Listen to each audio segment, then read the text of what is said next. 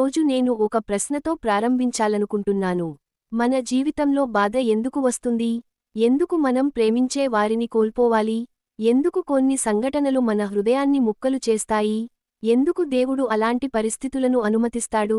ఈ ప్రశ్నలు కొత్తవి కావు. వేల సంవత్సరాలుగా మనిషి అడుగుతున్న ప్రశ్నలే. మీ జీవితంలో కూడా ఎప్పుడో ఒకసారి ఇలా అనిపించి ఉంటుంది. నేను ఎవరికి హాని చేయలేదు. అయినా ఈ కష్టం నాకెందుకు వచ్చింది? దేవుడు ఉంటే ఇది ఎందుకు జరిగింది? ఈ రోజు భాగవతం ఆ ప్రశ్నకు సమాధానం చెబుతుంది. గత భాగంలో మనం చూసాం. ఒక చిన్న బాలుడు. పేదరికం. తండ్రి లేడు. తల్లి మాత్రమే ఉంది. మహాత్ముల సేవ చేసే అవకాశం వచ్చింది. ఆ సేవ వల్ల అతని హృదయంలో భక్తి మొలకెత్తింది. కాని ఇంకా అతని ప్రయాణం మొదలు కాలేదు. సోదరులారా, కొన్నిసార్లు జీవితంలో ఒక తలుపు మూసుకుపోవాలి. అప్పుడు మాత్రమే మరో తలుపు తెరుచుకుంటుంది. మనకు అది అప్పుడే అర్థం కాదు. తరువాత అర్థమవుతుంది. ఆ బాలుడికి ఈ ప్రపంచంలో ఒకే ఒక ఆధారం. అతని తల్లి. ఆమె అతన్ని ఎంతో ప్రేమించేది. ఆమె కోసం అతను, అతని కోసం ఆమె, ఇద్దరే ప్రపంచం. ఈ రోజు కూడా ఎన్నో కుటుంబాల్లో ఇదే పరిస్థితి. ఒక తల్లి తన జీవితాన్ని పిల్లల కోసం అర్పిస్తుంది. పిల్లలే ఆమె ప్రపంచం. ఒక రాత్రి, అది సాధారణ రాత్రిలాగే ప్రారంభమైంది. కాని ఆ రాత్రి అతని జీవితాన్ని శాశ్వతంగా మార్చబోతోంది. తల్లి బయటకు వెళ్ళింది. పనిమీద. అనుకోకుండా ఒక విషసర్పం కాటు వేసింది. కొద్దిసేపటికే ఆమె ప్రాణాలు విడిచింది. ఊహించండి. చిన్న బాలుడు. ఈ ప్రపంచంలో ఒక్కరే తనవారు. ఆ తల్లిని కూడా కోల్పోయాడు. ఇక్కడ చాలా మంది ఏడుస్తారు. కూలిపోతారు. దేవుణ్ణి నిందిస్తారు. జీవితాన్ని నిందిస్తారు. కాని భాగవతం ఇక్కడ ఒక అద్భుతమైన విషయానికి చెబుతుంది. ఆ బాలుడు ఇలా ఆలోచించాడు. ఇది నా జీవితాన్ని నాశనం చేయడానికి జరిగిన సంఘటన కాదు. ఇది భగవంతుడు నన్ను తనవైపు పిలిచే మార్గం. ఎంత గొప్ప ఆలోచనో చూడండి. మనిషి జీవితంలో జరిగే సంఘటన కంటే ఆ సంఘటనను అతను ఎలా అర్థం చేసుకుంటాడో అదే ముఖ్యమైనది.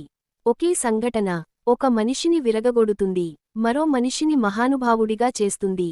తేడా ఎక్కడా? ఆలోచనలో. ఈ రోజు ఉద్యోగం పోయిందని బాధపడేవారు ఉన్నారు. వ్యాపారం నష్టపోయిందని బాధపడేవారు ఉన్నారు. సంబంధాలు విరిగిపోయాయని బాధపడేవారు ఉన్నారు.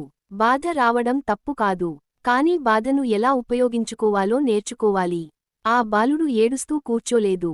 అడవిలోకి నడవడం ప్రారంభించాడు. ఎక్కడికి? తనకు కూడా తెలియదు. కాని ఒక విషయము అతనికి తెలుసు.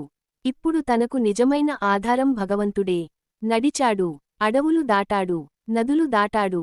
పర్వతాలు దాటాడు. చివరకు ఒక ప్రశాంతమైన ప్రదేశానికి చేరుకున్నాడు. అక్కడ ఒక వృక్షం క్రింద కూర్చున్నాడు. మహాత్ములు చెప్పిన విషయాలను గుర్తుచేసుకున్నాడు. భగవంతుని ధ్యానం ప్రారంభించాడు. ఇక్కడ భాగవతం ఒక గొప్ప రహస్యం చెబుతుంది. మనిషి బయట ప్రపంచం నుండి ఒంటరిగా ఉన్నప్పుడు మొదటిసారి తన అంతరంగాన్ని వినగలుగుతాడు. ఈ రోజు మనం ఒంటరిగా ఉండటానికి భయపడుతున్నాం. ఫోన్ తీసుకుంటాం. టీవీ ఆన్ చేస్తాం. ఎవరికో కాల్ చేస్తాం. కాని మహర్షులు చెబుతారు, కొన్నిసార్లు ఒంటరితనం శాపం కాదు, అది ఆత్మజ్ఞానానికి ద్వారం. ఆ బాలుడు ధ్యానంలో కూర్చున్నాడు. హృదయం అంతా భగవంతునితో నిండిపోయింది. అప్పుడు ఒక అద్భుతం జరిగింది. భగవంతుడు అతనికి దర్శనమిచ్చాడు. కొన్ని క్షణాలు మాత్రమే. కాని ఆ కొన్ని క్షణాలు అతని జీవితాన్ని శాశ్వతంగా మార్చేశాయి. ఒక్కసారి భగవంతుని అనుభవించిన మనసు మళ్లీ ప్రపంచంలో శాశ్వత ఆనందాన్ని వెతకదు. కాని వెంటనే ఆ దర్శనం మాయమైంది. ఎందుకు? భగవంతుడు ఏమన్నాడు? ఎందుకు మళ్లీ కనిపించలేదు? అదే నారదుడిని దేవర్షిగా మార్చిన అత్యంత గొప్ప ఉపదేశం. వచ్చే భాగంలో భగవంతుడు నారదునితో చెప్పిన ఆ ఒక్క మాట ఏమిటో తెలుసుకుందాం. ఆ మాట వింటే జీవితంలో ఎదురయ్యే ప్రతి బాధను కొత్త కోణంలో చూడగలుగుతాం. జై శ్రీకృష్ణ.